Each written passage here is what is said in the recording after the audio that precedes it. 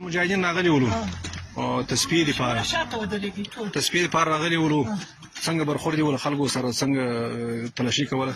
بسم الله الرحمن الرحیم. اول ټول مجاهدینو ته د دوی راتګ مبارکي وایم. خدای هغه ورځ راوستله چې ما دا ارزو وه چې زه په دا دلته ولایتو کې وګرځېږم، اما دغه څو ورځې دوی ته انتظار وم چې دوی له خیره راسي د کورونو تلاشي کړي. نن هماغه ورځ راغله، دغه ګروپ چې دلته راغلی دی، دغه د تاسې ټول وینئ.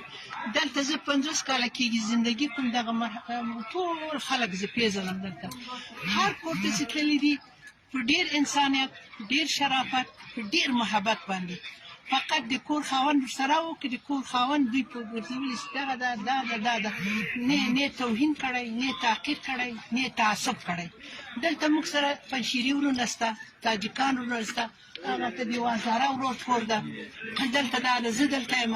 دغه ټولو سره یو رقم برخورد کړی، نه بکسونه لټولي، نه د ښځو کالي ولټول، هېڅ. فقط عمومي راغله، هغه د دوی چې وظیفه ورته سپارل شوې وه، تمامه معنا باندې هغه جینه ټول وکتله.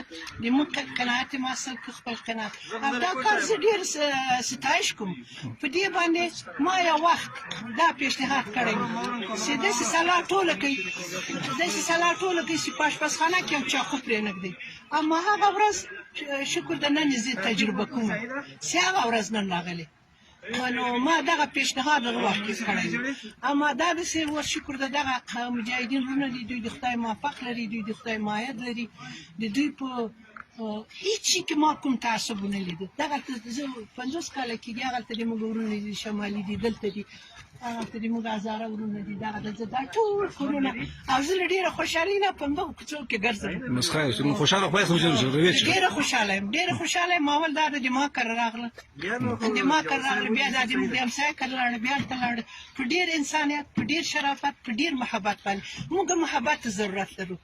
43 کاله موږ ټولو دغه ورونو نیم مهاجر سول، نیم معلول سول، نیم معتاد سول، اما اوس